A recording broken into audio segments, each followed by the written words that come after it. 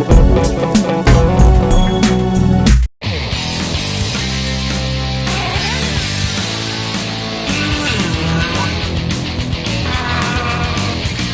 Hobbies presents RCTV, your radio control authority.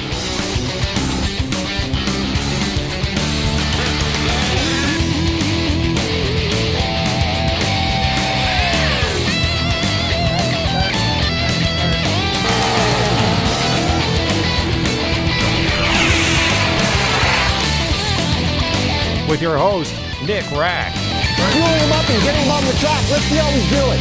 This thing is massive.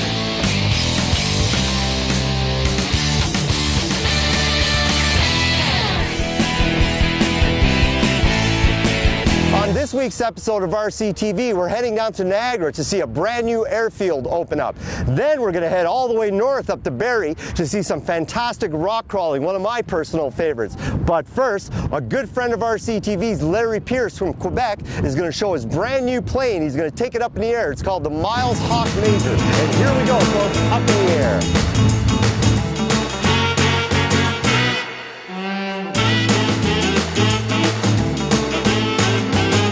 Here today with Larry Pierce. Larry, nice to meet you. Glad to meet you. You look like a young guy there. Very young. You've been flying a couple years now? Few years, yes. Few years. Yep. Now tell me a little bit about this plane here itself. Well, this is a very nice little aircraft. This is a Miles Hawk Major, built originally in 1933 in England. This is the X version, which was built later on in 1935 and 36, and was used by the Reading Flying Club to train pilots in the late 30s. So did they use the pilots actually, the training of the plane for pilots that were getting into the war as well? That's right. A lot of the pilots had originally trained on this. This was actually for private flying. They improved the aircraft and made it into a Magister, which was the official RAF preliminary trainer during World War II. Now, how long did it take you to build this? Well, this is a 2-year program to build this one. This is a scratch built from my own drawings.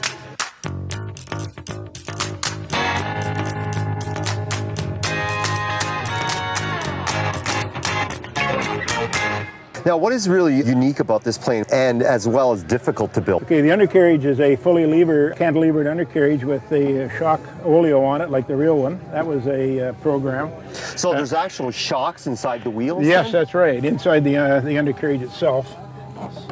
Oh, look at that. So when you push down on it, folks, you see that. So I guess what that does is on the landing, right, absorbs the landing shocks. Well, now, I guess because of the bumpy fields and everything in England, right, on the grass fields they were landing on, they had to get that shock effect in it so when it would land, it wouldn't buff it too much. That's right. It absorbed the landing tail shock. Dragger, too. Exactly, a tail dragger.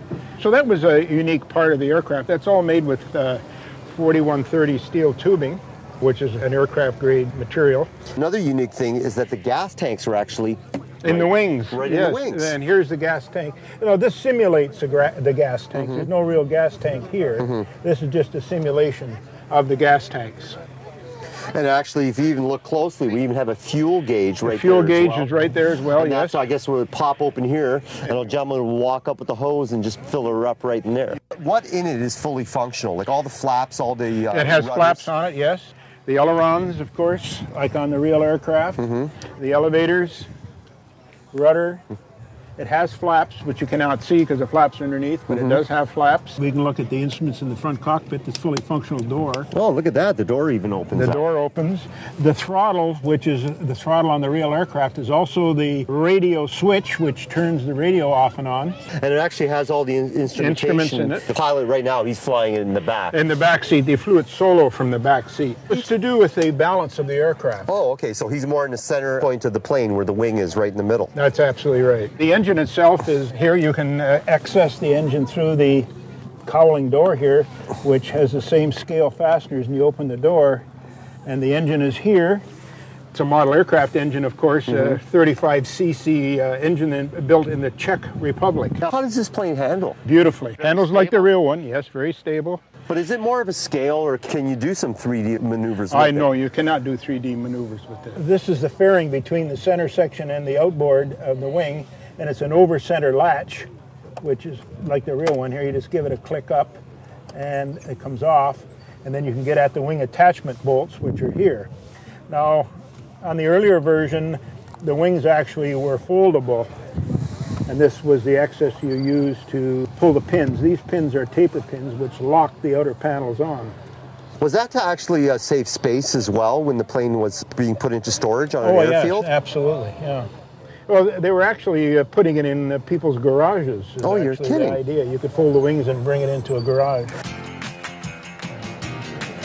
Besides your other plane, we got this beautiful blue and white one here. Yes, we have. This is a clip-wing tailorcraft. This particular aircraft, the original design was by the famous Bob Nellitz, who was the Canadian World Scale Champion. He actually designed this airplane. It was his plans that I used to build this aircraft. Now, Bob has now passed away last year, unfortunately, but this is one of the airplanes that kind of lives on in his memory.